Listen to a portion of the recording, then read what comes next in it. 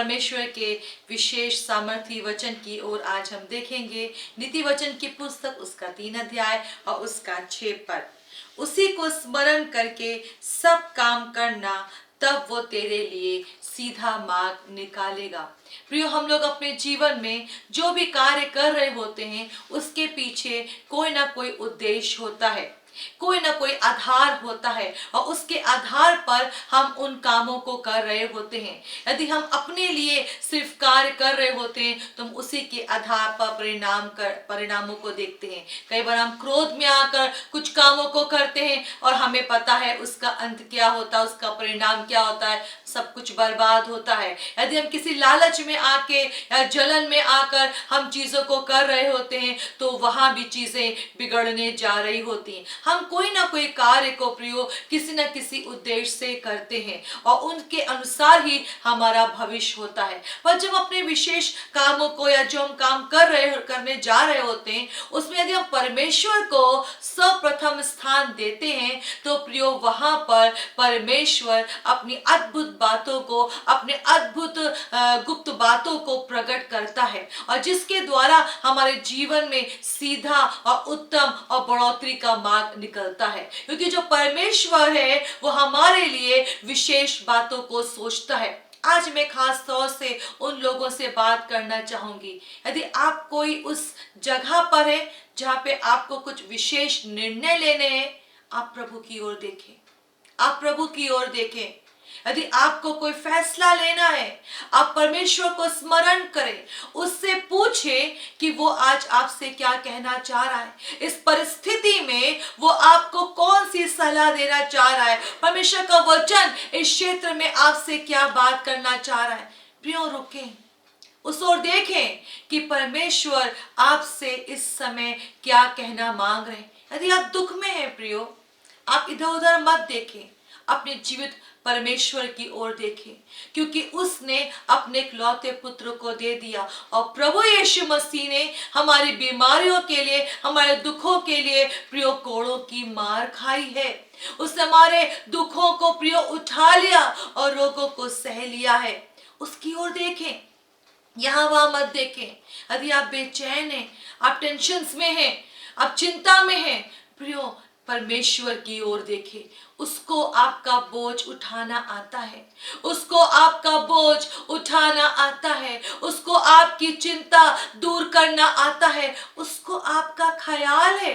प्रियो, उसकी ओर देखें, चिंता मत करें, आप परमेश्वर को स्मरण करें। शत्रु चाहता है कि आप परमेश्वर को स्मरण ना करें। अपने जीवन के जो कार्य हैं हम बस एक बहाव में बहते चले जाएं और करते चले जाएं, जैसे परिस्थिति डिमांड कर रही है हम बस वैसे ही जीवन को व्यतीत करते चले जाएं। यदि लोग गुस्सा कर रहे हैं तो हम भी गुस्सा करते चले जाएं। यदि अच्छा अवसर मिला है, कुछ स्वार्थ है, कुछ लालच है, कुछ पैसा है, प्रियो आप रुकें, आप उस बहाव में ना बहें। यदि किसी प्रकार का दुख है और आपको एक अलग प्रकार की गंभीरता में अभी दुख में जाने को ऐसे लग रहा है कि एक प्रेशर सा, दबाव सा लग रहा है, प्रियो रुकें, परमेश्वर की ओर देखें, आप रुकें अभी, क्योंकि परमेश्वर को आपके लिए सीधा मार्ग निकालना आता है। उसी को स्मरण करें, मत स्मरण करें उन कड़वी बातों को, मत स्मरण करें उन संसारिक बातों को, मत स्मरण करें उस दुष्ट की उन नकारात्मक बातों को जो बार बार आपके कानों में गूंज रही है, मत स्मरण करें। यदि आप उन बातों को स्मरण करेंगे प्रियो, उन्हीं बातों के आप परिणाम को अपने जीवन में देखने जा रहे हैं। परमेश्वर ने हम सब के लिए प्रियो एक खुशी का अवसर रखा है, ऐसे मौके रखे पिता परमेश्वर ने कि हम उसकी ओर से सीधा मार्ग को देखें, हम उसकी ओर से उपायों को प्राप्त करें। जहां रास्ता नहीं दिख रहा है हम रास्तों को देखने पाए, क्योंकि उसकी बुद्धि महान है प्रियो। जहां आपका दिमाग नहीं चलता वहां परमेश्वर 1000 रास्ते निकालना जानते हैं। उसको स्मरण करें, मत दुख में डूबे, मत निराशा में जाए प्रियो। ये आवश्यक है हमको रुकने का, ये आवश्यक है हमको इस ओर सोचने के लिए कि हम कोई भी निर्णय लें उससे पहले परमेश्वर को देखें, वो क्या कह रहा है, वो क्या कहना मांग रहा है, उसकी क्या योजनाएं हैं, वो आपसे यहाँ पर क्या चाहता है, क्योंकि उसने अपने बच्चों के लिए उत्तम बातों को रखा है, उसने अपने बच्चों के लिए उत्तम भविष्य को रखा है। इसीलिए यहाँ पर एक विशेष बात वचन में लिखी हुई है, परमेश्वर को स्मरण करें, अपने पिता को स्मरण करें जो आपसे बेहद प्यार करता है। प्रियो, प्लीज प्रार्थना में जाएं, ठहरें।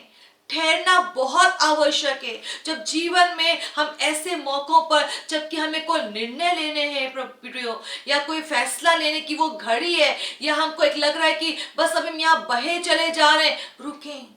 प्रभु क्या कह रहे, आपके पिता क्या कह रहे, उस ओर सुने। प्रियो, इसी नीति वचन की पुस्तक उसके 3 अध्याय के मैं कुछ विशेष हिस्सों को पढ़ूंगी आपके लिए। 19 पद से लेके 24 पद तक बहुत खूबसूरत बातें यहाँ पर लिखी हैं। यहाँ लिखा है, यहोवा ने पृथ्वी की नींव बुद्धि ही से डाली और स्वर्ग को समझ ही के द्वारा स्थिर किया। उसी के ज्ञान के द्वारा गहरे सागर फूट निकले और आकाश मंडल से ओस टपकती है। हे मेरे पुत्र, ये बातें तेरी दृष्टि की ओट में ना होने पाए। खरी बुद्धि और विवेक की रक्षा कर, तब इनसे तुझे जीवन मिलेगा और ये तेरे गले का हार बनेंगे। तब तू अपने मार्ग पर निडर चलेगा और तेरे पांव में ठेस ना लगेगी। जब तू लेटेगा तब भय ना खाएगा, जब तू लेटेगा तब सुख की नींद आएगी। ये पिता परमेश्वर की इच्छा है।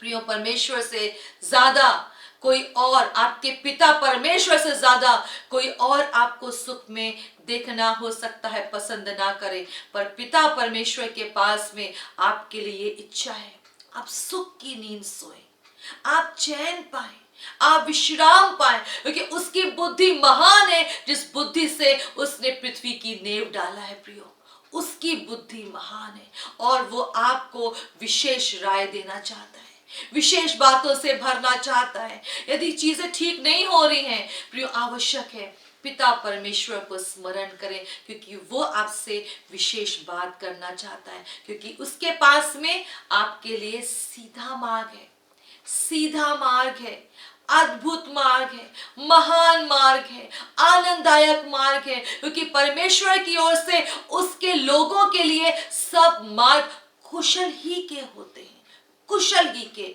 कोई हानि पिता ने आपके लिए नहीं सोची है। बस उसको स्मरण करें, अपनी आंखों को बंद करें, हम प्रार्थना करेंगे।